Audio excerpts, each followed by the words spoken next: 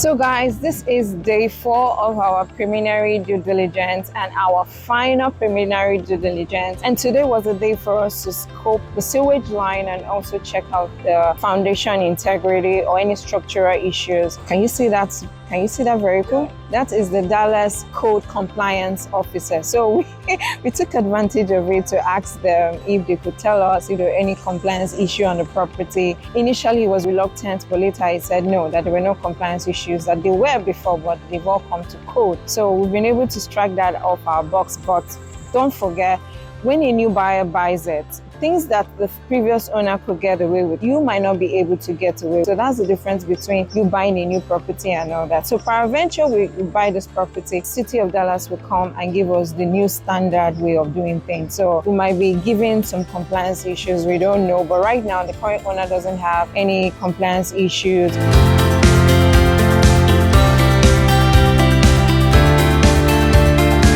Always interesting because in theory all of these hills are trying to migrate through Houston on their way to the Gulf of Mexico. Okay. So hillsides can come with a little bit of disadvantage. So it's typical with properties that are on a hill.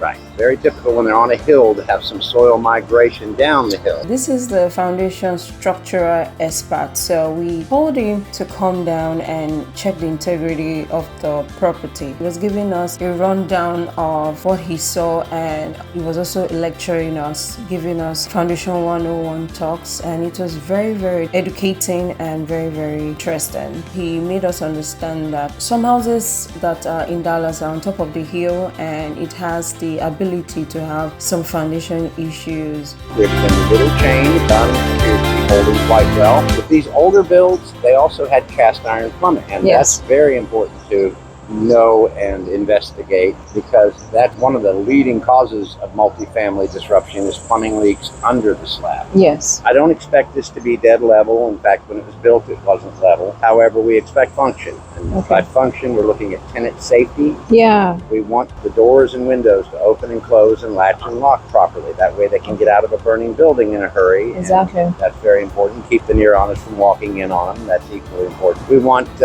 exterior brick or rock veneer or siding to not have cracks large enough to let water into the wall, insect intrusion, God forbid rodent intrusion. That could be a health and safety issue. Interior sheetrock cracks would have to be very large to allow a fire to spread too rapidly through the building, not giving people time to get out of a burning building. So those can generally be managed fairly easily. Noticeable humps, dips, slopes, or cracks in the floors that might trip. Yes. Cause someone to lose their balance can be on the lower echelon of that tenant safety scale. But in the absence of those smoking guns, where we can clearly see either a structural failure or any one of those safety related issues, most of the multifamily units would be good to occupy and not have any issues. Any issues? Okay. Now, if you're buying a property that you're planning on doing some major upgrades, you're really going to bring it up 2 or 3 classes, and you're going to put a lot of money into interior upgrades, new bathrooms, new kitchens, new flooring, maybe you would want to be a little more critical and do a little bit more at that point to make it easier to get the newer flooring products to go down. They don't require level, but they do need kind of flat. Right. However, if you had a plumbing leak, say, in the middle of one of these buildings and it caused an upheaval, concrete doesn't bend. So if it looks like it's bending, it's just cracked in a million places you can't see, or there's one manifest large crack under the flooring that you can't see. But getting that hump to go back down may not happen. You could lift the entire perimeter, you could support the interior, you could lift it till the cows come home, and that hump may never come out. Oh, really? Because it becomes permanent. The grit gets down in those cracks and won't let it come back down. Okay. So for that reason, expecting glass flat, not going to happen. Even if we spend a lot of money lifting a building, you may still have to do quite a bit of floor float to make a floor flat enough to put laminates down or some of the newer flooring. In Texas, our clay soils, when they get dry, they shrink. When they get wet, they swell. Expand, yeah. The dirty little secret is each time they shrink, there's a little molecular bonding that goes on that won't let them swell back up 100% when they rehydrate. So over the decades of wet, dry, throw in a few droughts and dry spells, you're no longer supporting the foundation. The weight of the structure eventually causes those areas to start settling. And the best way to combat that is to keep the moisture uniform around your foundation. Okay. If we don't have standing cooling water when it rains, and we water when we don't get 1 inch to 1.5 inches a week of rainfall, We can maintain that soil in a moist state where it doesn't lose volume or support. So in theory, and these are all perfect theories, if we kept the moisture around and under our foundation the same year round, we'd never have movement. Not as easy to do. It's not. Trees take a lot of moisture out of the soil. And see areas that don't grow grass, it's not a lack of light. If you can read a newspaper sitting under a tree, you can grow grass. Texas A&M did a study where they built two structures. One, they put a flower bed all the way around. The other, they put a sidewalk, just a 4-foot walkway all the way around the building. And that helped. At the end of the study, the one with the 4-foot sidewalk had less foundation movement than the one with the flower bed. Oh. You would think, well, that's counterintuitive. You would Right. be watering the Exactly. plants, and that would have kept them. It never really makes it down where the beams are. Okay. Whereas that sidewalk created a lid on the pot that had held moisture in the soil longer between the wet and dry cycles. So the moisture didn't migrate out in peaks and valleys like it does normal wet dry. It kind of like a low wave migrates out, and then before you know it, we're getting the rainy season and it's migrating back under. So less movement occurred where the sidewalks exist.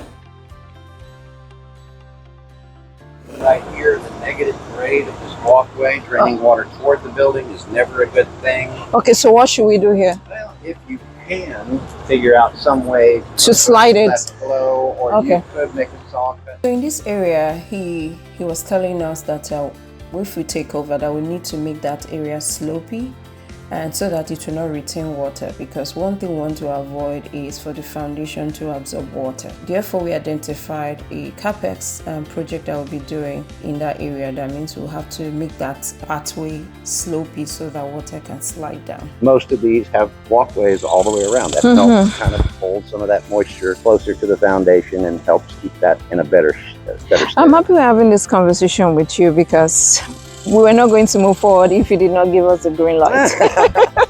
We had our foundation expert go with us around the property, and he said everything was okay with this property and that there are no foundation issues. And he also educated us on why sometimes we experience foundation issues in states like Dallas. And he said it's because of the climate and the soil. Most of the properties are on top of clay soil, and when it's dry, it shrinks, and when it's raining season, it expands. So those things kind of cause some shifts in the soil and causes some foundation issues. So he said this is typical and that it's nothing significant. For this property, we don't have that issue. We went around the 9 units and everything seems fine. So I'm really, really happy that we've gone through the entire process. We saw issues on virtually everything, but apart from the roof, nothing very significant. Like I said the other time, we'll see how we can negotiate a lower amount or a credit or something with the seller for us to continue with this.